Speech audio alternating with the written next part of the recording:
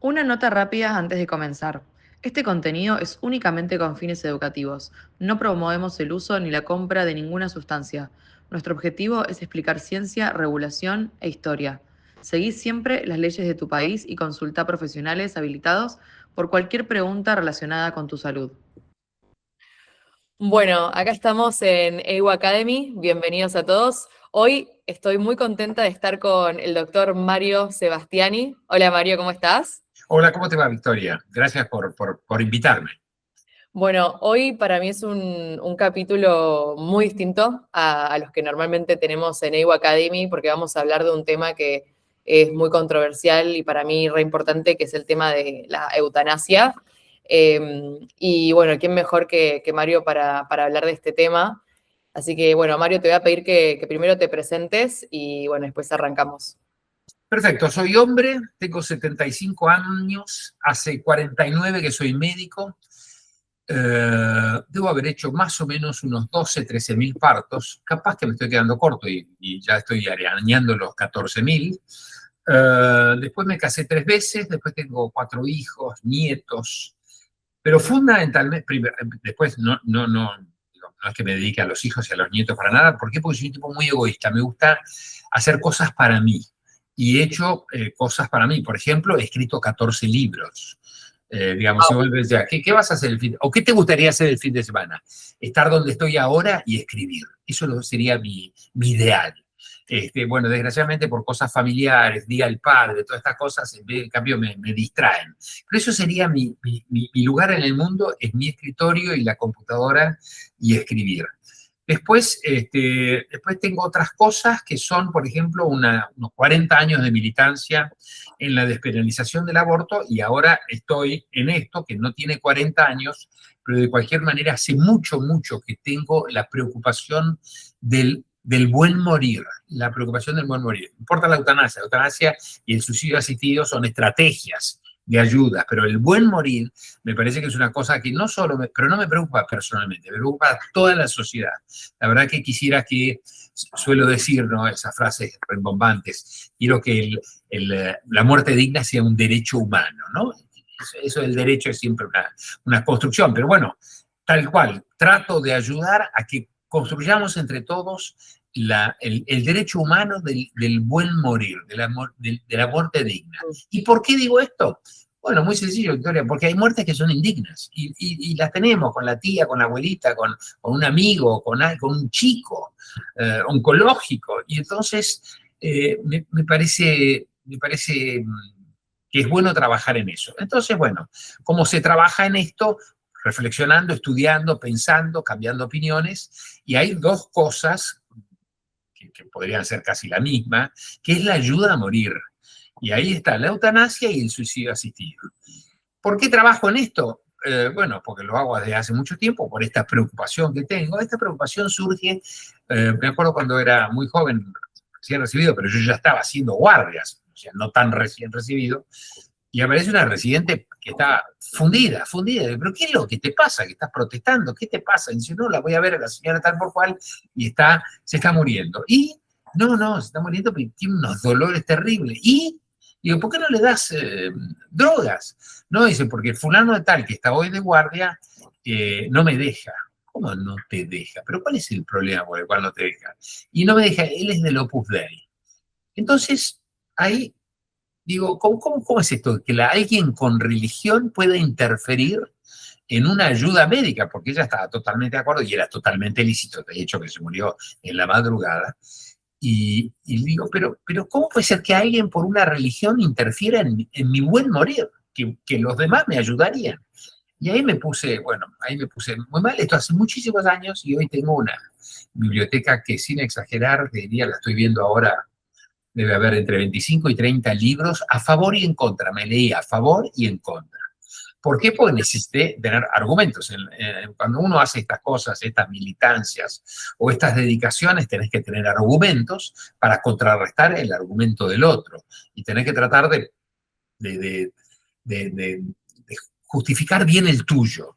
Y estoy muy contento de poder justificar que es lícito tener eutanasia y suicidio asistido, y el que quiera utilizarlo, que lo utilice. Y el que no quiera, ningún problema, que le entregue la vida a Dios, a su familia, al Estado, a lo que quiera. Pero el que pida una ayuda, me parece que hay que escucharlo y tratar de que entre en un protocolo. ¿Por qué en un protocolo? Porque, bueno, se supone que alguien te pide morir y vos decís, bueno, la verdad que estoy de acuerdo, comprendo, no hay más nada para hacer, tenés un sufrimiento, dolor, indignidad. Bueno, llamo a una segunda opinión, te llamo a vos, que sos la especialista de la enfermedad de esta persona. Enfermedad o no, ¿eh? Enfermedad o no, porque no creo que hay que estar solamente enfermo. Para muchos uno se puede morir de otra cosa, de angustia si es necesario. Con lo cual llamaré también a otra más y si es necesario un tercero. Establecido esto, ¿qué haremos? Bueno, si tenemos una ley, se la vamos a presentar al comité que tengamos y que nos va a decir si está de acuerdo o no está de acuerdo y procederemos a ayudar a morir. Esto que estoy contando es nada más que lo que pasa en una cantidad de países y no en la Argentina. La Argentina, en cambio, si me ayudas a morir, Victoria, vas presa entre 8 y 23 años. Entonces, esto me parece un desatino total, un desatino total. En la vereda de enfrente, la vereda con todo respeto, que es Uruguay, un país que admiro totalmente y conozco perfecto, y estudié en Uruguay y viví en Uruguay, ahí es legal. Y acá, en cambio, vas a saber por qué moral argentina o brasilera o chilena, porque no tienen, o peruana, porque no tienen eutanasia, ¿cuál es el motivo por el cual a metros de distancia tengo una situación y otra situación? ¿Qué es lo que me gusta a mí? Esta situación de establecer una ayuda con un protocolo. ¿Para qué? Para garantizar un buen protocolo a una persona, para garantizar que los médicos estén tranquilos o el personal de salud esté, que los jueces estén tranquilos, que el Estado esté tranquilo de que se hacen las cosas bien como se hacen en varios países del mundo. Totalmente, totalmente.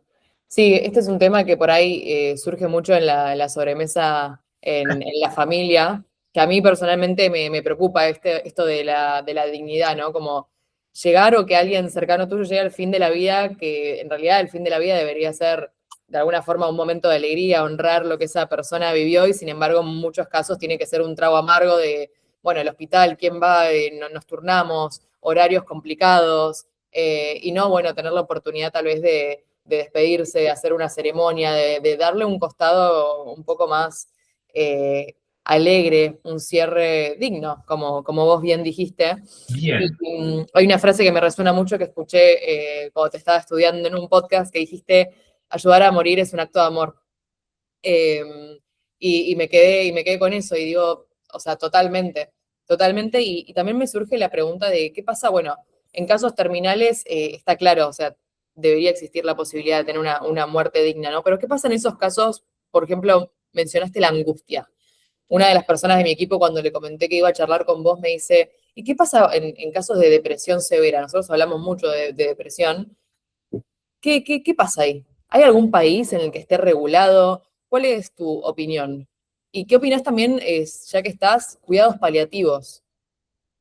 Volvamos 10 segundos atrás, porque dijiste en la mesa familiar. Fantástico. Estoy totalmente de acuerdo y lo digo en las charlas.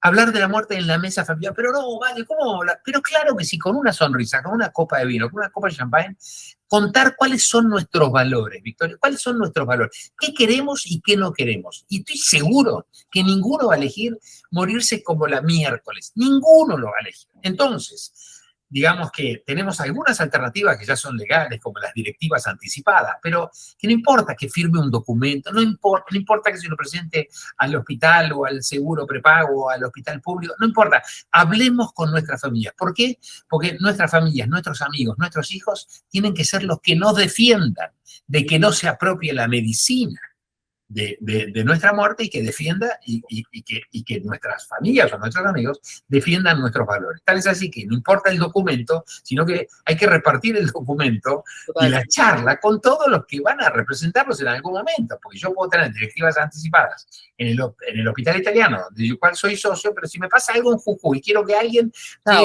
Mario está instalado en Jujuy, bueno, que vaya alguien y diga, che, mira que Mario... colgado con tu testamento. Obviamente, obviamente. Con lo cual me preguntaste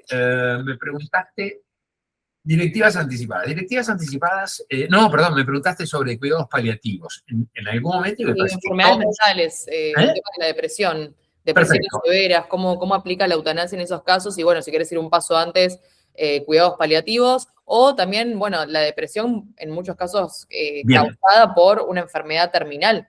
bien, bien, bien. Entonces, vamos primero a cuidados paliativos, que es una cosa que yo diría que primero que tenemos una ley, o sea que todos necesitaríamos cuidados paliativos en un fin de vida, o no solo en un fin de vida, en un tratamiento. Siempre necesitamos que haya cuidados, que se nos cuide, que se nos cuide. No importa tanto, yo siempre le digo a los paliativistas que no siempre están de acuerdo con estas estrategias de ayuda a morir, siempre les digo, miren, no es un nicho de ustedes, una quinta de ustedes el paliativismo. El paliativismo ustedes lo que tienen que hacer es enseñarnos a todos a ser paliativistas, porque esto quiere decir que hay que ayudar a las personas en una situación compleja a que ayudar a las personas, ayudar a sus familiares, ayudar a los cuidadores, ¿a qué?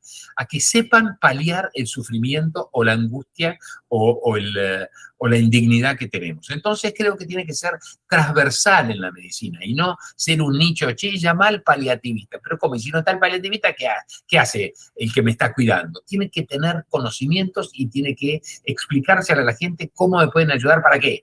Para que no sufra de dolor, para que no me atragante, para que no tenga disnea, o sea, angustia de respirar.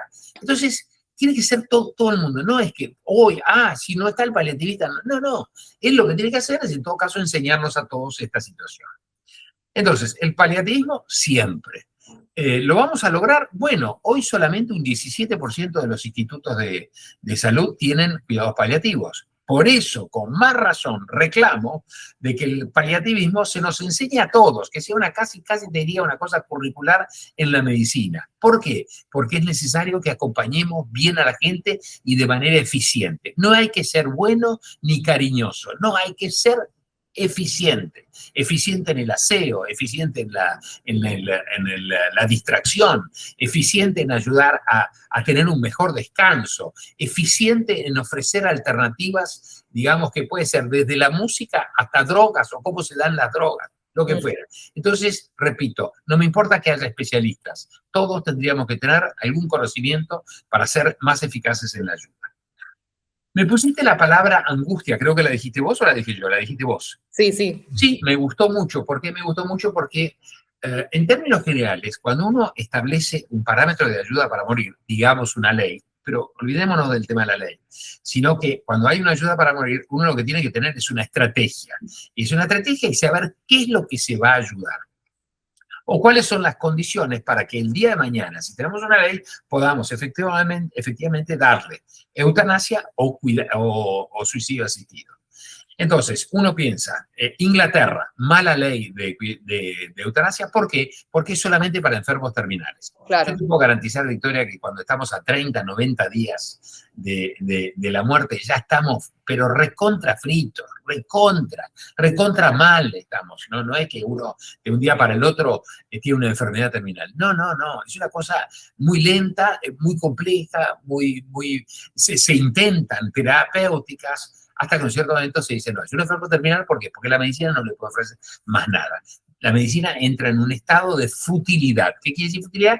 Que vos no movés el amperímetro de la enfermedad y sabés que se va a morir, porque la medicina sabe, por ahí se puede equivocar. Yo digo 30, 60 días, por ahí serán 90 o 120, pero no importa. La idea es que la medicina sabe que en algún momento el organismo no da más. Y entonces, lo que yo diría es, hay otras indicaciones. Por ejemplo, ¿por qué digo que es mala la ley de Inglaterra? Porque es solo para enfermedades terminales. Ahora yo te voy a dar una enfermedad que supongo que la podrás conocer, que es el Parkinson.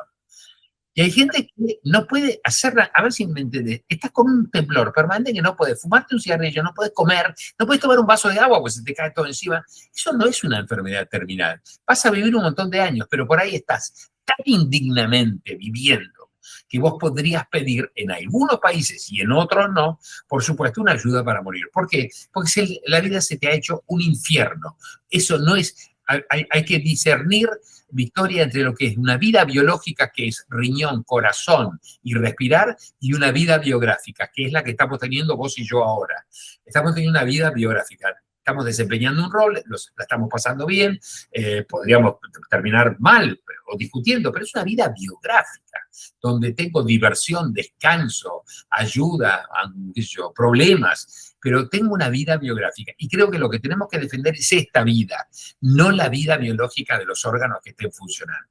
El Parkinson es exactamente un buen ejemplo para decir que alguien con un Parkinson en algunos países puede pedir una ayuda. ¿Cuáles Entonces, son esos países? Canadá, fundamentalmente, algunos estados de los Estados Unidos, 11 estados en Estados Unidos, Holanda hace 40 años que tiene una ley de eutanasia, Bélgica, España. Después tenés las variaciones, Claro. Victoria. La angustia. Bueno, la angustia es una causa para la eutanasia. Yo diría, no es la angustia específicamente, sino que es un sufrimiento crónico, una vida compleja, Claro. un dolor crónico, una indignidad crónica. Entonces, ¿qué se hace? ¿Hay un menú de cosas para que vos puedas acceder? No. Hay una construcción. La muerte, Victoria, es una construcción. El nacimiento no, pero la muerte es una construcción. Y entonces alguien dice, no quiero más. Pensá, Victoria, también que hay una cosa que se llama el cansancio vital. Vos sabés que estamos cada vez con menos nacimientos y con cada vez más gente mayor. Ya pronto seremos más los que tienen más de 65 años que los menores de 18. Muy bien, esto significa que vamos hacia la senectud. ¿Y qué va a pasar en la senectud? Bueno, puede aparecerte un momento, algo que por ahí habrás escuchado en una abuela o en bisabuelo o en alguien mayor que dijo, no quiero vivir más. ¿Y esto qué es? Sí. Esto es una cosa absolutamente lícita. Por supuesto, ¿qué va a ser el protocolo? Va a decir, pero pará, no está, vos lo dijiste en algún momento, no está deprimido, no habrá que probar con una medicación. Muy bien, repito de nuevo, se establece una construcción para ver si se lo puede ayudar, si hay que cambiarle la medicación. Hay gente con dolor crónico. A ver, Victoria, ¿qué es dolor crónico? Que tenés dolor las 24 horas del día. A ver, pensá en lo que es la vida para personas que tienen dolor las 24 horas del día. Muy bien, se establece, se ve si hay que cambiar medicación, si hay que ya lo habrá hecho además. Seguro que ya lo hizo, porque no, una persona que tiene dolor crónico no viene a vernos a nosotros para que lo ayudemos a morir. No, ya está, probó y recontra probó y fracasó, y entonces está diciendo, bueno, basta, como no me puedo ofrecer más nada, quiero morir. Entonces, ¿dónde es los países más laxos? Te voy a poner como ejemplo Canadá. ¿Por qué? Porque es el que más está avanzando en esto. ¿Qué quiere decir avanzar? Y salir de las rigideces que imponen los límites de la eutanasia en base a la ley. Y entonces está, digamos, dando un paso más adelante. Por supuesto, los conservadores critican a este país y hay otros que en cambio dicen, no, pero fantástico, fantástico.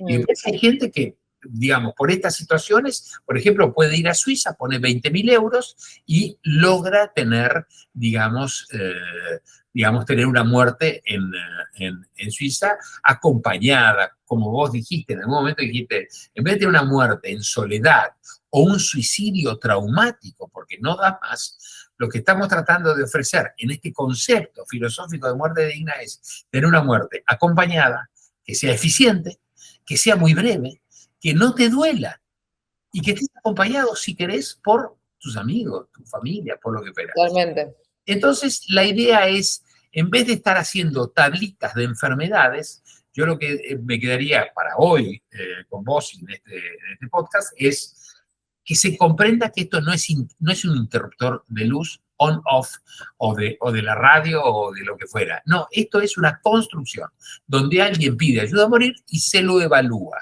¿Y se lo evalúa cómo? Médicamente, psicológicamente, psiquiátricamente, farmacológicamente, y llegamos a una situación de sí o no de ayuda. ¿Y por qué? Porque la medicina tiene una potestad. No, no es que tenga una potestad.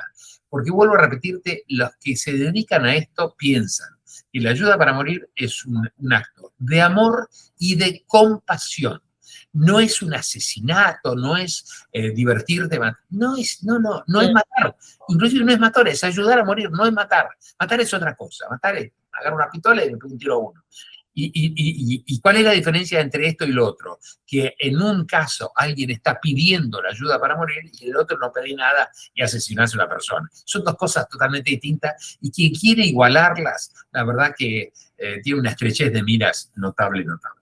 Sí, mientras que estabas hablando recién de la persona con dolor crónico, las 24 horas, yo pensaba en esa palabra, pensaba en compasión y qué loco como, bueno, tal vez las personas que están haciendo esas leyes o les toca decidir si sí, si no, es imposible tener compasión si no tuviste el dolor crónico esas 24 horas, ¿no? Como que hay que hacer ahí un esfuerzo extra, en mi opinión. En algún momento... Yo diría, Victoria, que un concepto que me parece que tiene que quedar, para no hacer la crítica de aquellos que no quieren, porque ellos tienen sus fundamentos. Yo una pregunta que me gustaría dejar acá es, ¿de quién es tu vida? Y entonces, alguien puede contestar, yo contesto, mi vida es mía, porque además lo escuché toda la vida que mi vida era mía, que yo tenía que tomar mis propias determinaciones, que yo puedo equivocarme, que yo tengo que hacer lo que quiero sin joder a los demás. Muy bien, yo contesto que mi vida es mía, pero alguien podría decir, no, mi vida es mi familia, yo voy a tratar de vivir lo más que pueda junto a mi familia. Ah, perfecto. Mi vida es del Estado. Ah, bueno, entregarse al Estado. Mi vida es de Dios. Por ejemplo, el argumento de la religión es un argumento, primero, que no puede generalizarse, porque no todo el mundo cree en Dios, o no todo el mundo es, digamos, tiene estas creencias, con lo cual puede ser que alguien diga, si la vida me la dio Dios, se la entrego a Dios. Pero perfecto, no hay ningún problema. Nadie está obligado a tener una eutanasia en un suicidio asistido. Tal es así que pensar, Victoria, que de 100 muertos en Holanda, 3 mueren por estas estrategias. El 97% murió de otras cosas. O sea, no es que si sale una ley vamos a salir todos al colectivo a subirnos a ir. ¿Dónde es que matan? ¿Dónde es que nos ayudan a morir? No, no es una cosa. Nosotros preciamos la vida, nos gusta vivir. Aún en sufrimiento nos gusta vivir. Nadie está obligado a esto.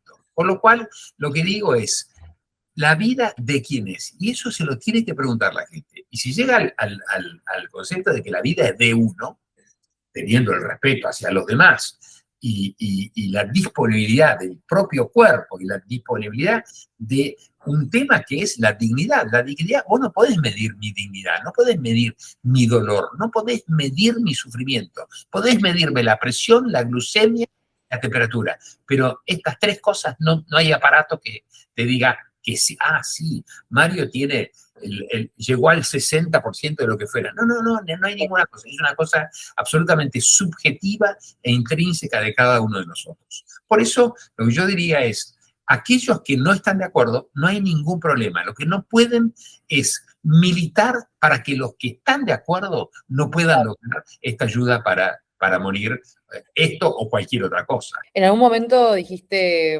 hablaste de las drogas, dijiste de tener la chance de tener cuidados paliativos, las drogas. ¿Escuchaste hablar de la psilocibina en el caso de cuidados paliativos y relacionado por ahí al fin de la vida? Escuché, todavía existe, a mi juicio, todavía, digamos, la psilocibina no entró al hospital. Claro. O sea, ahí hay una barrera notable, digamos. Habría que tratar de... Yo sé que se utiliza en terapias emocionales o psiquiátricas o lo que fuera, lo sé, lo escucho. Tengo amigos que están, digamos, utilizando este tipo de drogas o de compuestos. El hospital no entra todavía. Por supuesto te puedo decir claramente que hay médicos que conozco, amigos, que lo utilizan. Pero digamos, claro, no está en el vademecum del hospital, no está en el vademecum que, qué sé yo, que el hospital público tenga esto, o que OSDE tenga esto, o que Swiss Medical tenga esto. No está en el vademecum. Entonces, que se utiliza, que lo recomiendan, que hay gente que estudia para esto, lo sé perfectamente bien, sobre todo médicos de familia, sobre todo medicina del dolor, sobre todo algunos oncólogos que sé que derivan de manera tal de ayudar a estas personas a que tengan un mejor pasar, que está. Lo que no está todavía es, bueno, no tienen los cauces habituales que tiene, que es la pregabalina. Eso vas a la farmacia y lo compras. La psilocibina, en cambio, tiene todavía cada vez tiene menos mala prensa, tiene todavía desconocimientos, cada vez hay más gente que entiende que este tipo de terapéuticas alternativas a los laboratorios es razonable y llega y lo incorpora ¿desde cuándo? Desde el sufrimiento. Y bueno, pienso que el tiempo también va a darle un espacio superior al que tiene hoy la psilocibina, ¿no? Tal cual, tal cual. Y bueno, recién decías esto no cuesta nada, el tema de los impuestos. ¿Cuánto podría costar este tratamiento? Obviamente es un tratamiento que debería ser cubierto por las obras sociales. También, ¿qué pasa si lo quiero hacer hoy? Estoy en Argentina, tengo que viajar a hacerlo y ahí, bueno, obviamente sí tiene un costo. La ayuda a morir en Suiza, que es te pone unos parámetros Suiza, y eso cuesta 20.000 euros, donde te vas con un certificado de que te moriste espontáneamente, no por una ayuda a morir, y esto tiene mucho que ver con los seguros. Si vos tenés un seguro de vida y te has suicidado, el seguro te dice, chao, te suicidaste, no es que te moriste. Entonces, Claro. los certificados en todos países del mundo va a ser por muerte natural, el certificado de defunción. Acá no, acá, Victoria, yo diría nada, porque esto es las entrevistas de dos médicos, elevar esto a un comité y la droga letal, es nada, la nada misma, son pennies, como dicen los ingleses, son centavos. No es una cosa que pueda aportar, imagínate que además estamos hablando del 3% de las muertes, o sea que Claro. no tiene. ¿Y esto en Uruguay hoy tiene algún costo? Sí, para el erario público seguramente sí, pero la verdad que para las personas no. Todos los proyectos, nosotros, mira, hace 2 meses, Victoria, teníamos 6 proyectos. Hoy en 2 meses tenemos 11. Hay un reverdecer de esto, o sea, los diputados no voy a decirlo, pero con afecto, porque los conozco y he trabajado con ellos, se han despertado y están sacando proyectos que son más o menos uno igual al otro, con pequeñas diferencias. Debe haber menos diferencia en el flan que en los proyectos, pero son pequeños. Son, el que acepta más la enfermedad mental o el trastorno mental, el que en cambio de 18 años lo ponen 16, o el que abre la posibilidad de que se estudie caso por caso. En fin, el que permite que a través de directivas anticipadas, que yo ya las tengo, diga y la voy a reformular. Okay. Tengo que dedicarme un tiempo a eso para decir, si un día hay eutanasia, yo quiero que frente a tales y tales situaciones pueda acceder a esto. ¿Por qué? Y de nuevo, porque me va a representar mi familia en esto. Entonces, hay un movimiento notable en esta situación. Después hay un movimiento cultural, Victoria, las películas, La Grazia, la habitación ¿cómo se llama? De al lado, de Almodóvar, Ramón San Pedro con Mar Adentro. Hay al fin y al cabo es mi vida, de Richard Dreyfuss. Hay otro que es el tipo que está con un paralítico, pero se enamora de la enfermera y empieza a dar vuelta porque el tipo es millonario. La siguen dando todavía por televisión de vez en cuando a la madrugada. Hay un movimiento muy importante en esto, y los movimientos el movimiento y el arte que hace. Muchas veces el arte habla por lo que no podemos hablar nosotros. Claro. Y establece que una cosa que no dijimos desde un principio. ¿Cuál es el sentido de una ley? Libertad, que es hacer cosas sin molestar a los demás. Autodeterminación, que es que yo determine qué son las cosas que quiero, y luego la vida privada. La vida privada no es un detalle menor, porque es el artículo 19 de la Constitución Nacional. Que todo aquello que yo hago en mi privacidad no sea juzgado por los jueces, sino por Dios. La figura de Dios no es una figura religiosa, es quitarle el poder a los jueces de que puedan juzgarme por determinaciones que yo tomo. ¿Y hoy en qué estado está esto en Argentina? Estamos con estos 11 proyectos que te dije, y estamos trabajando en la campaña nacional para el derecho a la eutanasia para tratar de que los diputados, que los hemos sacudido y ya están trabajando, empiecen a exigirle ¿cómo se llaman? Las comisiones, Comisión de Salud, de Legislación, Comisión de Salud Pública, en fin, y otras, Derechos Humanos, que vayamos a charlar a la Cámara Legislativa los que están a favor y los que están en contra, no hay ningún problema. Si claramente todas las leyes van a salir con argumentaciones, o seremos nosotros los que ganaremos, espero, porque la argumentación es muy buena, me parece que lo que yo estoy diciendo es muy razonable, no obligo a nadie que haga esto, nadie está obligado a esto, y los otros que dirán, no, la vida te la dio Dios y te la quita Dios. Bueno, perfecto, ningún problema, vamos a ver quién gana. Porque no es difícil el tema. Este tema no es difícil, Victoria. Lo difícil es vivir sin ley. Porque cuando vos vivís sin ley, ¿qué tenés? Clandestinidad. ¿Hay alguien que ayude a morir en la Argentina? Sí, no lo conozco, pero seguramente hay gente que hace eutanasia, no tengo ninguna duda.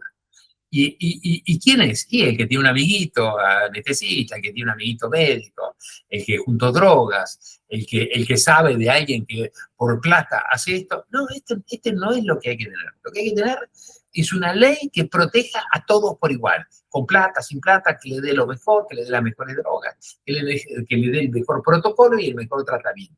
Por eso es necesario la ley, porque la ley, Victoria, es lo que nos iguala a todas, es lo mínimo, es la mínima ética para que todos seamos iguales. Y entonces me parece que tendríamos que ir a estas discusiones y yo espero que ganemos, no una victoria deportiva, no, una victoria de, yo diría, de argumentos que permitan que podamos tener una ley. Tal cual. Y bueno, recién hace un ratito cuando te estabas presentando, contabas que eras obstetra, que bueno, obviamente viste muchas personas venir a la vida. A mí te conté hace un rato cuando nos presentábamos, me parece hasta poético que hayas trabajado tanto con la vida y ahora también estés trabajando con la muerte. Y bueno, para ir redondeando esta conversación y en base a esto, mi pregunta es, si tuvieras que diseñar la experiencia, ¿no? De la muerte, ¿cómo sería? Porque esto me imagino que no es una ley que, bueno, aplica para todos por igual, hay que ver caso por caso. Entonces, ¿cómo diseñas ese caso por caso? Si en este caso corresponde, no en este caso no corresponde, ¿cómo te imaginas ese paso a paso para los pacientes? Una cosita sola para que la gente sepa por qué me dediqué al aborto y ahora esto. Bueno, muy sencillo. O por qué me dediqué al nacimiento y ahora a la muerte. Bueno, en el fondo, el nacimiento nunca es un acto de libertad. El nacimiento es una cosa que, ¡paf!, aparecemos en el mundo y nada más. En cambio, esto es libertad, autodeterminación, vida privada. Me atrae que nos metamos en estas cosas porque que la gente, vos pensás que curioso, que debe haber unos 120 nacimientos en el mundo por año. La mitad no son festejados. Porque uno diría, pero no, qué cosa más linda traer la gente al mundo y darle la vida. Bueno, en muchos lugares de este mundo, y estoy mirando hacia Medio Oriente, hacia África, no es ni festejado. Las mujeres quedan embarazadas por obligación. ¿Cómo diseñaría esto? ¿Quiero morir? Llamo a mi médico, le explico. Me escucha. Él me quiere ayudar, muy bien, que pida una segunda opinión, una segunda o una tercera, si es necesario, o piensa que yo estoy muy deprimido, estoy muy angustiado, no sé, me dejó mi mujer, o me fundí, o lo que fuera, muy bien, que pida otra opinión para ver si alguien cree que es factible revertir esto. Ojo que te estás metiendo con la libertad de las personas, que te pidieron eso. Y después yo supongo que hay que tomar, se establece un parámetro, hay días de espera, voy a repreguntarle a esta persona, vos entendés que si vamos a hacer esto te vas a morir, vos entendés que si vas a tomar estas pastillas te vas a morir, vos entendés que si te ponemos este drip con drogas, de solución fisiológica pero con drogas, te vas a morir, ¿lo entendés? Sí, muy bien, ¿me lo reafirmás? Yo diría que en el término de entre 10 y 20, 30 días, depende de los países, se tiene que establecer que se arme este escenario. ¿Y este escenario qué sería? Tiene que ir alguien que entienda de drogas, que entienda esto, ponga el protocolo médico a funcionar y que vos puedas elegir con quién querés estar, con tus amigos, con tu familia, sola. Y nada más. Y que se establezca esto, que es una cosa que tiene que estar durando. Yo te diría que tendrías que dormirte en segundos y el proceso de muerte tendría que durar 2 o 3 minutos y nada más. Y a mí me parece que es un buen escenario, un buen escenario. Y así hemos tenido la oportunidad de ser visitados por una canadiense, que es un país que yo miro también, vos me preguntaste, y yo miro también mucho. Vino acá y fuimos con una periodista, fuimos a tomar un café y le preguntamos, bueno, ahora contanos ¿Qué sentís? Una gran tranquilidad, una gran tranquilidad. Yo estoy seguro que en ese momento yo estoy ayudando a morir, no estoy matando, yo estoy ayudando a morir, que es el deseo de las personas. ¿Y cuántas autoaseguraciones habrás hecho? Y debo haber hecho como 1000. Y Wow. estaba serena, tranquila, bien, con buena argumentación, se sentía una persona útil. Por supuesto, además, había ayudado a morir a gente religiosa y a gente no religiosa. En una encuesta argentina que hizo, me parece que en la Universidad San Andrés, el 70% se le pregunta, ¿no? ¿Usted quisiera tener una eutanasia? Sí, la quiero. Y usted rezó en el último mes y el 70% que dijo que sí, que había rezado en el último mes, quería la eutanasia también. O sea que no es una cosa en contra de los cuidados No está paliativos, en estrictamente contra de la religión. religión, no es en contra de nada. Es una cosa que algunos piensan que hay un momento donde la salida es la muerte, el exit, así como está en el avión. El exit es la muerte. Bueno, se ayuda, se pone un plazo, se estipulan cosas, se le ofrecen cosas, y si no, se ayuda a morir. Tal cual. Y además, bueno, en el caso de esta persona que mencionás, me imagino que el amor que esa persona debe recibir, tanto de los familiares o no, o de la persona, por el simple hecho de poder planificarlo y no estar pensando, bueno, ¿qué va a pasar con esa persona? ¿Se ahogará? ¿Me estaré despidiendo en el hospital y tal vez, no sé, mañana no la veo? O sea, no es solamente para la persona, es también para la familia, ¿no? Entonces, Yo creo que la persona, Victoria, está manejando su fin de vida, y creo que es una buena sensación. Y si no lo querés hacer, no lo hagas. Pero si totalmente. vos querés hacerlo, la ley, la sociedad, no importa, te da la posibilidad de que vos manejes tu fin de vida. Y creo que yo diría que honrar la vida, viste que está la canción, honrar la vida también es decir, mira, me ha ido tan bien que en este momento me parece que no quiero estar más acá. Y Sí. este pensamiento, y me parece que es licitar ayuda. Bueno, cuando mi padre falleció, que fue más o menos la noticia de un mes para el otro, fue algo así como muy rápido. En su caso sí era religioso y él comprendió que iba a ser algo bastante rápido, por suerte en su caso. Hizo con un cura la unción de los enfermos y todo, y al cura le dice, yo ya estoy 0 km, yo ya estoy. Y nada, una parte mía, bueno, ahora charlando también con vos, digo, bueno, ¿qué hubiese pasado si se le ofrecía la posibilidad ¿no? De tener una eutanasia? Yo creo que hubiese dicho que sí. Y por Parece, ahí le parece, ahorrabas. Bueno, en este parece. caso te digo, fue muy rápido, fue una cuestión de un mes, pero tal vez le ahorrabas 2 semanas. Por supuesto. Eh, Lo ideal es que tengamos esta estrategia porque si alguien la necesita, tengamos la posibilidad de dársela y repito, bajo un protocolo, no es solamente la voluntad de ayudar a morir, no, tiene que haber un protocolo para que todos estén tranquilos, para que la sociedad esté tranquila. Mario, para ir cerrando, ¿hay alguna pregunta que normalmente no te hagan que digas, es por acá? Esta pregunta me encantaría que me la hagan porque quiero hablar de este tema y siento que debería saberse.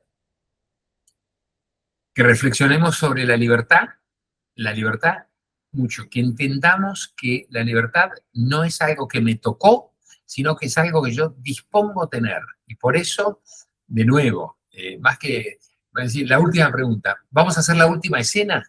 Esta noche hablemos con nuestras familias y con nuestros amigos, con una copa de vino, en el próximo asado, y con una sonrisa y hablemos, che, vos sabés que esto me gustaría y esto no me gustaría, y hacerlos representantes de nuestros valores. Esto que me parece que es lo más importante, y ya existe la posibilidad de hacer directivas anticipadas, ya existe la posibilidad de poner una orden de no reanimación. Se está haciendo un procedimiento y está riesgoso, es un procedimiento casi heroico, y la persona se va a morir, bueno, si hace un paro cardíaco se muere. Hay cosas que ya son ley, por eso no estamos lejos, el tema no es difícil, tenemos que estar cerca, tenemos que acercarnos al tema sin inhibiciones y sin prejuicios.